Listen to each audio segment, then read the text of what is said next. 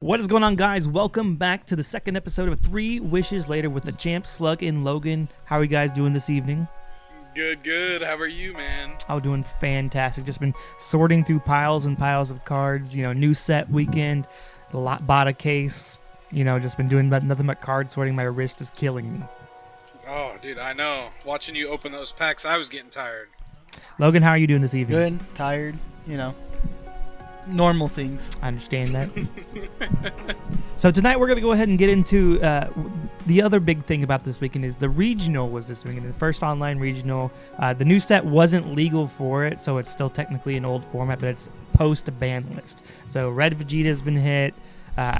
No Absolute Annihilation, no Haze. You know, it is a new format just without the new cards. And the most surprising thing that I think all of us can say is that we are all pretty shocked to see that Kid Ku took it down after all these months away. Like, we haven't seen Kid Ku really do anything in the originals. So to see Kid Ku win is kind of surprising. I don't know how you guys feel about that. Yeah, to see it come out of nowhere and beat one of its arguably bad matchups, being Blue Gogeta, BT20 or 26 Blue Gogeta, that is insane to hear that in the top tables, Kid Ku winning against one of its worst matchups. And it's just kind of cool to see that Blue Gogeta was up there, because again, that was another deck that was considered bad, mostly because at the time on its release, Kid Ku wasn't nerfed yet, and so its Unison can never live. But even before that, not a lot of people were playing it. Well, the main issue people had with Blue Gogeta was just Blue wasn't very popular at that time, but now this next meta, the next wave that we're going into, is so I'm predicting that it's going to be so blue dominant over all the other colors, because Blue is going to be extremely strong with Daimaku going into the next waves. Absolutely, and I think Logan, you've been looking into Daimaku, haven't you? Do you feel the same way? Yeah, I feel like Daimaku is going to be a little bit strong. Well, not even little, just strong in general, because turn 3 at most you can start ramping, or turn 2, because once you play Unison out, that Unison turns into energy basically. Absolutely, yeah. The fact that you can use your Unison as energy, but you can run 2 Unisons. So you have a free 2 energy for certain plays. I believe it has to be for certain plays, but regardless of it, just being able to use that 2 free energy just to be able to do anything. And then you have the Dorio, I can never get his name right. Neither can Goku, it's fine. He ramps an energy on play, so it's a ramp deck. It's crazy, and I've seen different builds for it, and I already kind of have ideas and spice that people could put into it if they really wanted to. Like, you could put that 10-drop Blue Gogeta that burns 4, but you would really have to play the long game for it. But yeah, and not even that. The mill, if you play against a mill, that's going to be the most roughest match ever. I'm going to tell you that right now. And then Arinsu, Dr. Arinsu it's a blue aggression deck, which I've heard good things about. But I think Daimaku is definitely taking the spotlight from the blue. Oh yeah. Well, on release, on reveal, I should say, everybody thought that Arinsu was just garbage. Shout out Kaio and Nick from Team Vermilion. They really did good with that deck. They figured out what made the deck good and what made the deck bad, and they made a perfect list. And speaking of Team Vermilion, shouts out and congrats to Nick for topping with Panzino once again. His first event, he won with Panzino. He killed it, and then he topped again today. So congrats to him. I think there's a deck profile up on Team Vermilion's YouTube. Go check it out. But yeah, congrats to him and all the Team Vermilion guys and how they did it. Seems like across the board they did pretty well. The big thing about this event that's also being talked about a lot right now is time scumming. Time scumming has gotten pretty rampant in DBS, and I think for the most part, generally speaking, I think the grand majority of people aren't trying to. I think the problem is that there isn't enough time. We play a pretty complex game, and we have 35 minutes plus 5 minutes overtime. Correct me on that if I'm wrong. But for a game like ours, 35 minutes plus 5 minutes overtime is just not enough, even for best of one format. And I mean, I agree, especially with how the game's progressing, different rules. Like, there's so many interactions that if you don't know going into an event, you're gonna have to ask the judge. You're gonna have to call somebody to the table. Mm-hmm. Well, and not even that. It's the game is starting to be stall again. Absolutely, it's gonna matchups are starting to go longer. You know, we got. That's why I was saying blue. I'm predicting blue's gonna be the most dominant color in the next meta. For sure, 100%. For sure. I mean, especially like on paper speaking. Of course, we haven't seen results yet, but on paper, I definitely agree with that. Blue's definitely the strongest color to come out of Prismatic Clash. I mean, white's interesting. Red's got some good stuff. Green's interesting.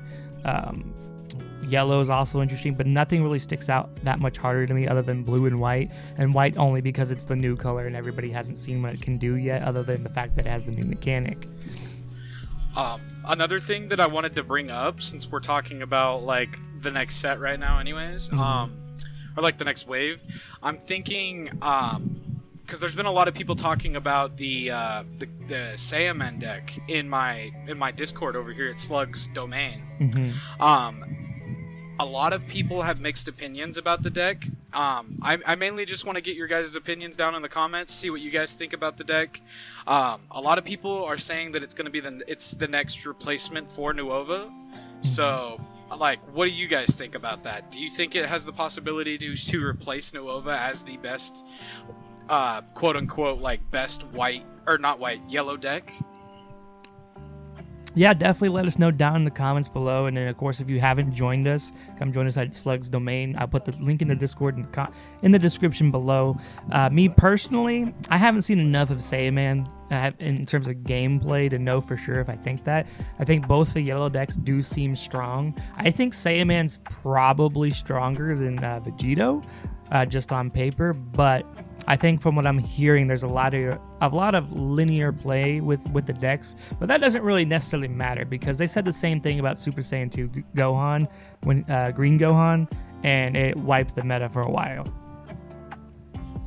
Yes, just because a deck is streamlined and linear does not automatically make it bad. It just means that it's going to have a rougher time into matchups that can stop those certain play lines. 100%. Now, like, even look at like Green Vegito. Sorry to interrupt you, Brent. No, you're good. You're good. Like, go ahead. Green Vegito is a super linear deck. Like, you obviously know what it's going to do turn 1, 2, and 3. So, as a player, you either have the choice of, or like you have the options of stopping their chain, but if you don't have any interactions to stop their chain, that's what makes it a good deck. It's because it just goes crazy when like that turn 3 hits and it's not interrupted. Absolutely, and I think like the best decks that usually are the most linear, just simply because they have a streamlined game plan. Consistency is everything, and Red Vegeta is considered. I mean, like it's pretty linear in my opinion as well, because your first 2 to 3 turns are usually going to be the same plays, depending on the matchup. Sure, and I think that goes for really any deck.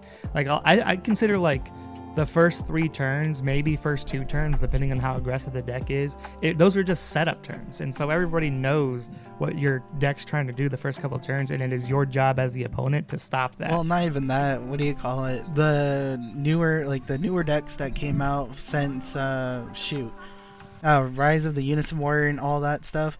A lot of decks are now relying on like Z Unison, or they have to have a certain card out, or Z Battle, or whatever.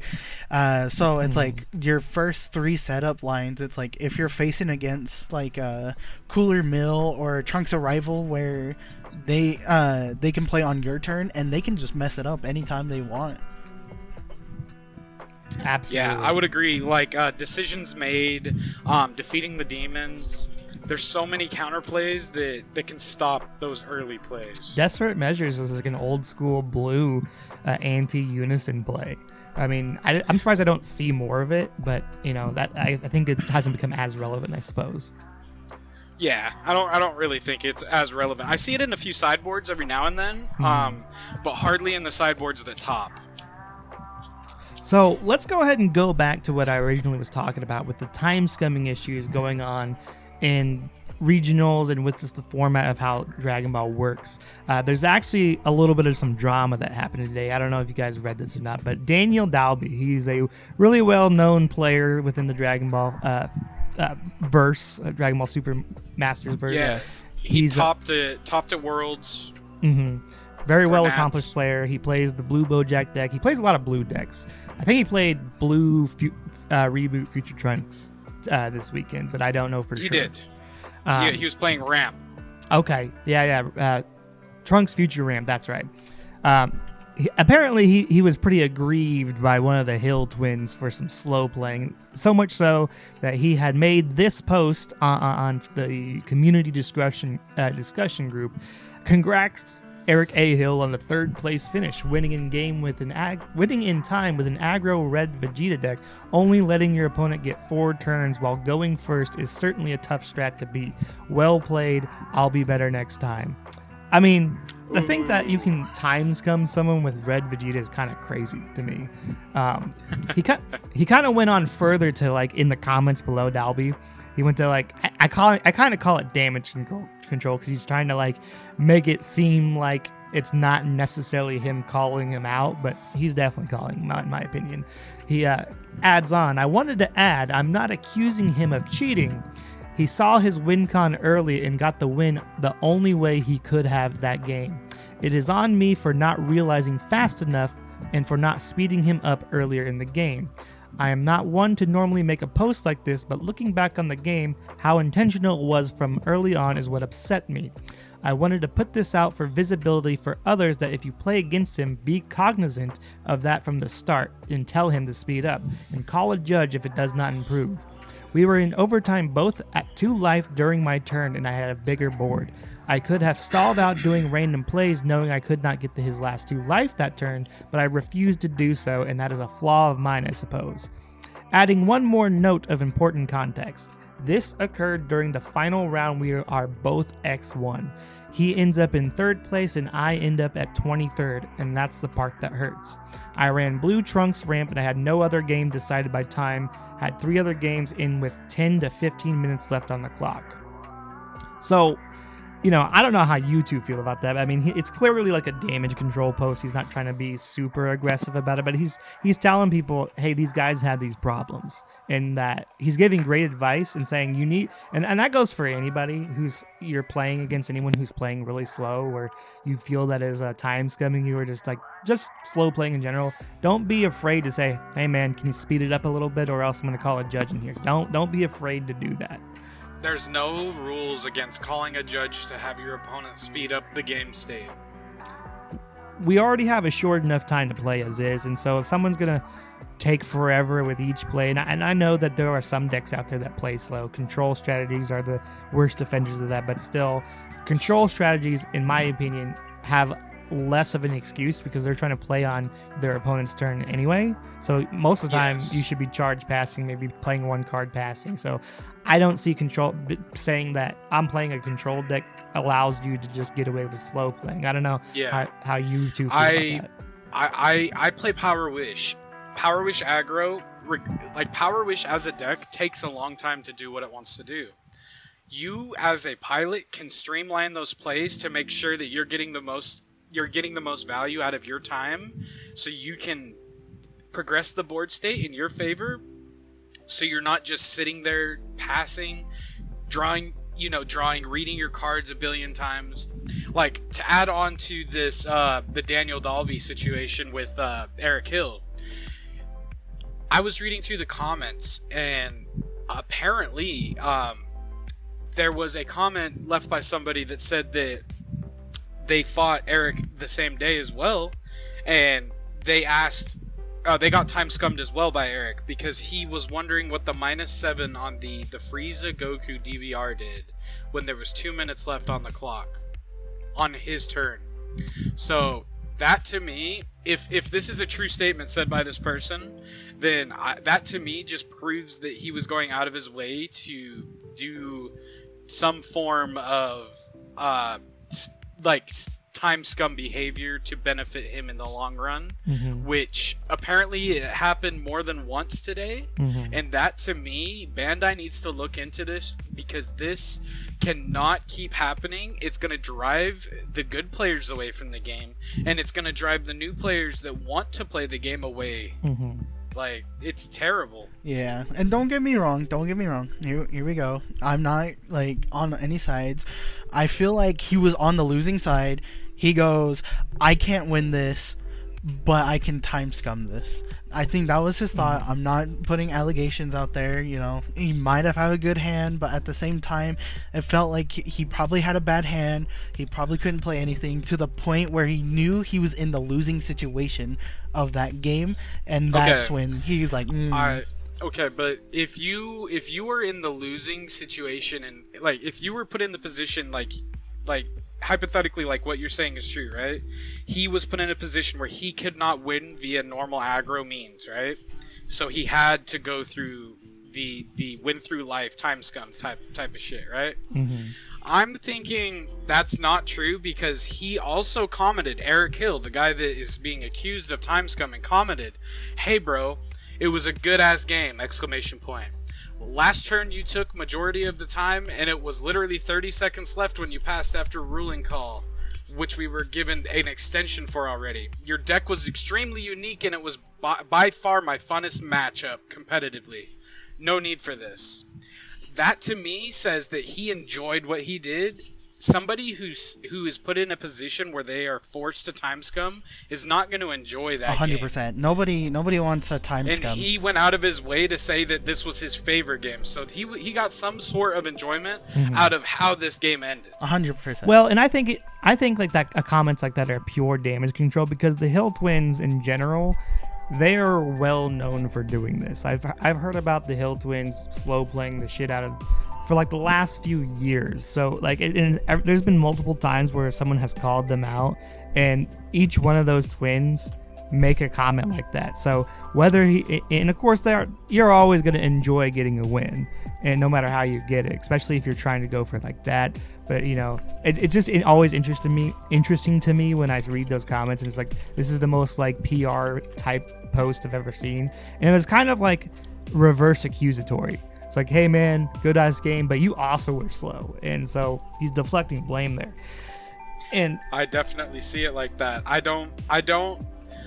have a hard time believing somebody is genuinely not time scumming. If he was to just go into the comments and say, hey man, I'm sorry that's how it happened, you know, like, I apologize that, you know, like, or he didn't even have to apologize. He just had to acknowledge that this is what happened. Instead, he just kind of like brushed it off to the side and then praised himself. And that's how I see it, at least. For sure. And of course, he's trying to like make and he knows Dalby's a well-known player and very well respected. And of course, he's not gonna go after him the way he would probably a lesser known player. So of course he's gonna say it was a good, in all caps mind you, good ass game, and that it was his funnest game that he played all day. So of course he's trying to keep a bridge there. But you know, I think that time scumming has gotten really rampant. You know, control strategies are a thing. People are taking advantage of it. I mean, look at Worlds. You know, if it wasn't for the fact that there's no time limit, if there was I hated Worlds. I watched almost every single game that was streamed for Worlds, and I felt so bad for my boy Vincent over in Latam. He got time scummed out of his very last game in top tables, and I felt so bad for him. I mean, granted, it's top tables in a big event. It is what it is. But watching that happen at Worlds, it felt bad. Absolutely. On top of that, all the cheating. Oh, 100%. Oh, Worlds was a travesty. But you know, that's kind of part of the reason. Like, and the other thing with Worlds that I noticed and still think about to this day, and we're coming back down to like the time rules, is that. And it kind of explaining, well, not so much time rules, but explaining even further why Dragonball needs longer to play a game.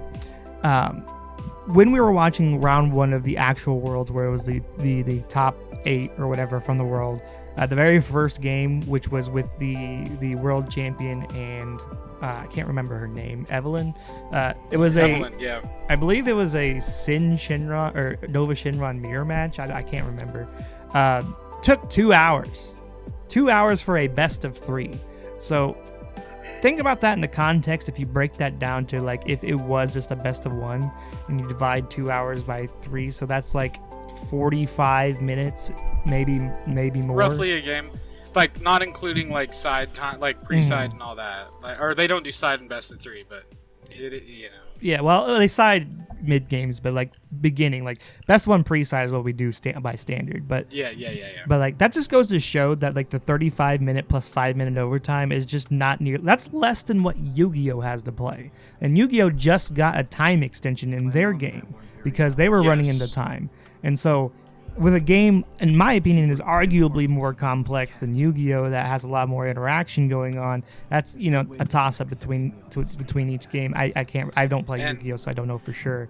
But this game cannot be like most normal games unless you're playing really efficiently and really like expertly. You can't finish a Dragon Ball game in 35 minutes. And like you can't expect every single player to know what every single card does. So you're always gonna have to explain. And explaining cards takes up 10 to 15 minutes of the game time.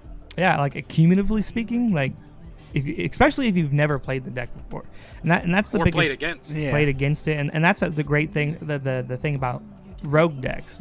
I love rogue decks, but I know like I expect.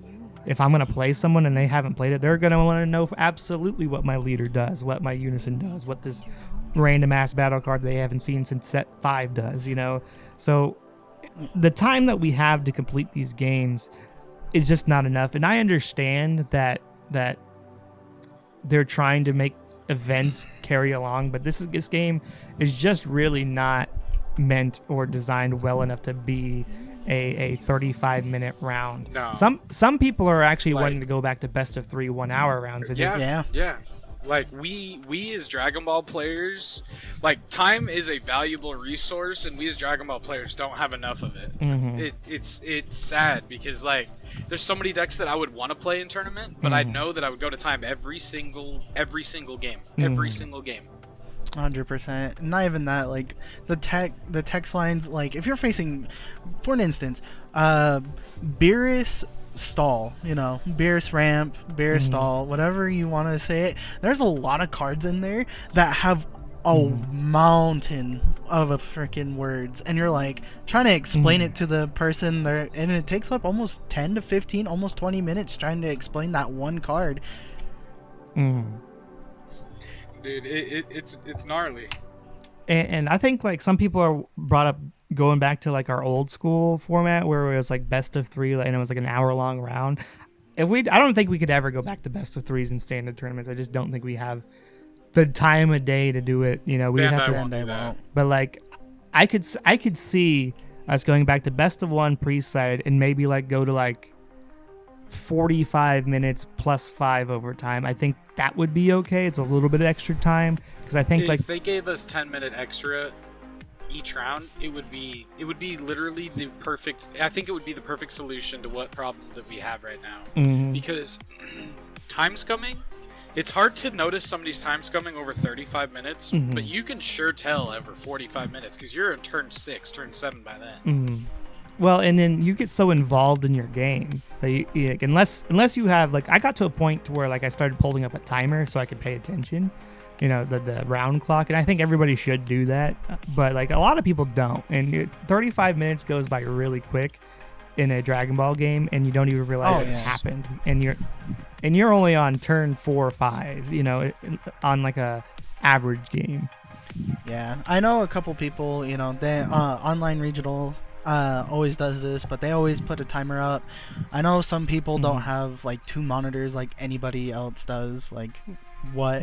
A lot of people use their phone. I know a couple people do, and our old group, the EXP Lounge, a lot of people use their phone to keep time of their what it is. 5-minute sideboard or how long the game is. They always have their phone looking at the clock. Yes. Yeah, I would recommend anybody. Like, if you can't pull up, if you don't have a second monitor, use your phone. Just hit like a little on your phone timer. Just hit start. It may not be 1,000% accurate, because when they start rounds, sometimes if you're not paying attention, you could lose a minute or two. But you should be paying attention in your events when round begins. But having at least a relative idea of what time it is will help you understand how much time you're losing per turn. And 100%. Really, it kind of hammers down to you should always practice your decks enough so you can be proficient enough and not be slow playing. But sometimes you just kind of, with the amount of shit going on in Dragon Ball, you have to take a second to think about plays, and it's a tough balance. It really is. It really is. On that, it's like somebody plays this card. Do you want to counterplay that card, or do you want to wait till the next card and then they play the next card and you're like, that's one card that I can't hit. Mm-hmm. And it's tough. This game is really tough. I mean, it's still my favorite game of all time, but just the amount of decision making 100%. that takes up so much time with time. And so I just think there could be a 10-minute time extension for regular rounds. I think that's the perfect amount. It keeps rounds from being literal hours and long. But whenever I play in a regional or any kind of event, I just kind of write off my day anyway. That's what I'm doing that day. After that, if it finishes early, then I'm free, great. But if it goes long, then I knew I didn't have anything planned. So I mean, I don't mind adding an extra 80 minutes to my day for a game, excluding extensions and judge calls and all that, because that's what you're looking at. On average, we have 6 to 8 rounds depending on how many join the regional, but I say 8 just for maximum purposes. So if you add an extra 10 minutes, it's an extra hour and 40 minutes. Well, actually, hour and 20 minutes. Excuse me. Hour and 20. So that's really not that much added to the day. So I think a 10-minute extension will solve a lot of these issues. You're still going to get people time skimming, but like you said, Austin, with a 45-minute round, I think you could start telling pretty easily when someone's trying to slow play you, and you feel a little bit more confident calling a judge for slow play. And some people just don't have the confrontational nature in them to do so. But I'm going to tell everybody they just got to suck it up and say, hey man, hurry the fuck up. Yeah, I don't get me wrong. I know, time is a very valuable thing in real world and everything else. But in a Dragon Ball card game, let's just say that time is a lot of things, because it's more of is this my winning game, or is this a game that I have to think about more? Exactly. Like time in Dragon Ball specifically, it's very, very important, because if you take 5 minutes turns and you are a turn 4 kill, you have a minimum 20 minutes, and that you're hoping that they take 15 minutes just so you can kill them by your turn 4. It's really bad. I hate, just to conclude this whole segment on this time stuff, it just needs to be fixed. Absolutely. 100%. Do you guys think that's probably the solution then, just adding 10 minutes? I think 10 minutes. I think 10 minutes is perfect. Mm-hmm. Yeah, 10 minutes would be fine. 15, I think it would be a little overboard. Yeah, 15 would be a bit much, in my opinion. Well, and you were adding technically 15 because if you consider 5-minute overtime additional to that. But still, I mean, 10 minute plus the 5, make it 45 minutes plus 5 minutes overtime. I think that's perfect amount. Yep. And I think that's really what we wanted to talk about today. So, everybody, let us know down your thoughts about this time skimming business down in the comments below. Let us know what you think your solution would be for time rules. What you would like to see. I mean, are you one of the people who think that we should go back to best of 3s at an hour? And, Yep. How did you get time scummed this weekend if you played? Did you get cheated? Let us know what's going on down there. Fairly short episode today, but you know what? We got our point across, and I think so. And we'll be back next week with an absolute banger of an episode. Trust. Absolutely. With that being said, unless you guys have any final thoughts, we will catch you in the next one. Y'all better hide your moms. You better not get burned at the last second. Peace.